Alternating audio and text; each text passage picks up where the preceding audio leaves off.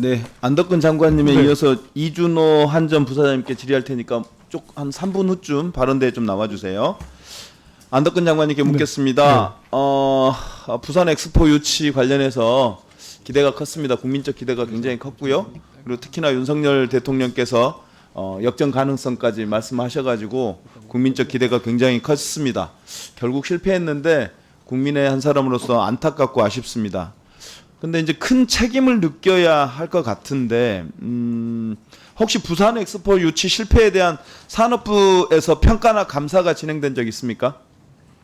감사는 진행된 바가 없고요. 지금 부산시가 그 중앙부처하고 해서 백서를 좀 준비를 하고 있습니다. 그때 뭐 부산시가 어떤 역할을 했습니까? 사실 중앙정부가 주도했죠.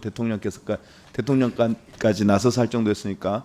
저는 산업부 차원의 중앙정부 차원의 평가가 감사가 없었다면 이건 좀 실망입니다.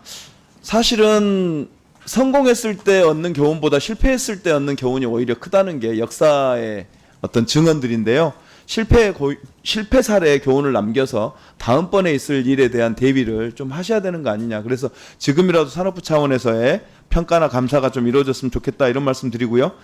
그러다 보니까 이런 일이 생기는 거예요.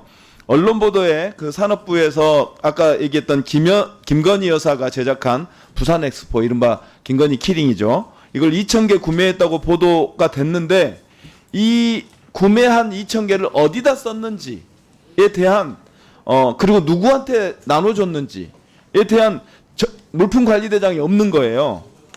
이게 이런 일들이 벌어지고 있으니까 이후에도 똑같은 일이 다시 반복될 거라는 걱정을 하는 거죠. 기재부의 예산 및 기금운용계획 집행 지침에 따르면 일반 수용비 지침은 기념품은 목적에 맞게 최소한으로 제작 활용하여 낭비 요인이 발생하지 않도록 해야 한다고 규정하고 있고요. 그래서 2020년 통계청 감사 결과 기념품을 관리대장에 기록하지 않아서 감사 처분을 받은 사례가 있을 정도입니다. 그래서 빨리 시정 조치를 해야 될 것 같은데요, 장관님. 네, 의원님 말씀드렸지만 이게 이제 예, 하여간 자료는 나중에 주신다고 했으니까 좀 자료를 주시고요. 네. 또 하나 더 묻겠습니다. 부산 엑스포 유치를 위해서 산업부가 해외 출장을 많이 다녔어요. 그래서 당초 봤더니 해외 출장비로 잡혀있는 예산이 1억 한 7,400만 원 정도였는데 결국 얼마 쓰신지 아세요? 해외 출장으로 쓴 비용이? 약 43억을 결국 해외 출장 경비로 썼습니다. 추가 비용이 뭐 1, 2억 정도라면 이해가 갈 법한데 41억이 늘어났으니까 당초 대비 약 25배 정도의 예산이 늘어난 거거든요. 이거는 계획 자체가 얼마나 엉터리였는가를 보여주는 사례라고 생각되는데 그래서 이것을 상세한 지출 내역을 달라고 그랬더니 못 준답니다. 이해가 됩니까? 왜 못 주죠? 모르시죠? 넘어가 볼게요. 2014년 대법원은 이런 사건이 하나 있었어요. 그러니까 2014년 하계 유니버시아드 대회를 광주광역시가 유치하려다가 실패했는데 이때 광주광역시가 세부 활동비 내역을 제출하지 않아요.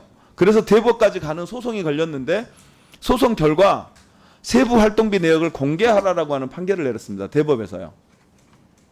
이런 부분에 대해서 좀 명심하셔가지고 부산 엑스포 과정에서 이러저러한 실수나 혹은 공개하고 있지 않은 자료들에 대해서 적극적으로 공개해서 다시는 이런 실패가 반복되지 않도록 해야 한다고 생각하고요. 이참에 감사원 감사를 한번 받아보면 어떨까 이런 생각도 드는데 어떻습니까? 당시에 저희 부에서는 최대한 저희가 지원할 수 있는 부분에 대해서 산업계하고 같이 아직 저의 대답 원하는 거는요. 산업부의 책임 있는 대답이에요. 하여간 나중에 다시 한꺼번에 좀 대답해 주시고요. 저기 아까 이준호 부사장님, 아까 허성무 의원님 지적하셨는데 섬 지역 전력 공급 업무를 한전의 하청업체인 JBC 소속 노동자들이 담당하고 있다가 이번에 184명이 직접 고용하라고 하는 법원 1심 승소 판결에도 불구하고 결국은 대량 해고했어요. 알고 계시죠?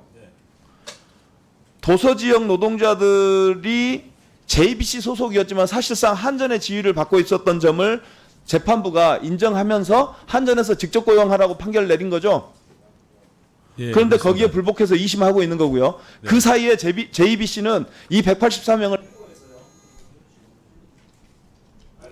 예. 이 해고 노동자들이 이 2심 진행되고 있는 2심이나 3심이 언제 끝날지 모르고 그 2심 3심이 나와서 한전에 직접 고용이 된다 하더라도 이분들은 해고 노동자의 신분을 유지할 때 몇 년을 살아야 될지 모르는 상황입니다. 섬에서 근무할 사람이 없어서 원래는 한전 정식 직원들이 흑산도에서 직접 근무를 하다가 섬에서 근무하려고 하는 노동자들이 없으니까 하청을 준 거였죠. 아니 이게 저희는 JBC에서 지금 수행하고 있었습니다. 네. 그래서 JBC가 알고 한전은 모른다? 그런 무책임한 답변이 여기 있습니까? 한전에서 JBC한테 위탁 준 거 아니에요? 맞아요, 틀려요. 그러니까 한전에 직접 고용하라고 하는 법원의 판단이 있었던 거 아닙니까? 근데 모른다뇨? 네, 아니, 마무리. 네, 마무리 좀 해주세요. 결국은 이 흑산도에서 근무할 노동자가 놓쳐가요. 왜? 가서 근무할 노동자가 없습니다. 그 섬 사람들 아니면. 그런데 잘라요. 거기서 일하겠다는 사람을. 다시 한번 생각해 주시고요. 산업부 장관님, 한전이 이런 행태를 보이고 있습니다. 21세기 대명선지에 적극적으로 지도하셔가지고 이런 일을 어떤 장관님 좀 해주십시오. 네. 그 아까 그리고 말씀하셨던 그 BI 관련해 가지고는 제가 그 얘기 먼저 하시고 그 얘기. 네, 알겠습니다. 그 뭐 한전 그 하고 있는 상황 다시 한번 제가 체크하고 챙기도록 하겠습니다. 그 BI 180개가 넘는 신흥국 개도국들 저희가 그 지지를 확보하기 위해서 저희는 저희 부에서 가지고 있는 산업 ODA라든가 이런 거를 가지고 협의를 하기 위해서 뭐 백방으로 뛰었고 그러다 보니까 그 이제 예산들이 좀 늘어난 부분이 있는데 이런 걸 가지고 지금 저희가 뭐 감사원 감사까지 받아야 되는 사안이라고는 생각지는 않습니다. 결과에 대해서는 저희가 다시 한번 국민들께 송구하다는 말씀드립니다. 예, 저희가 또 제출할 수 있는 부분까지는 최대한 해서 예, 협조하도록 하겠습니다.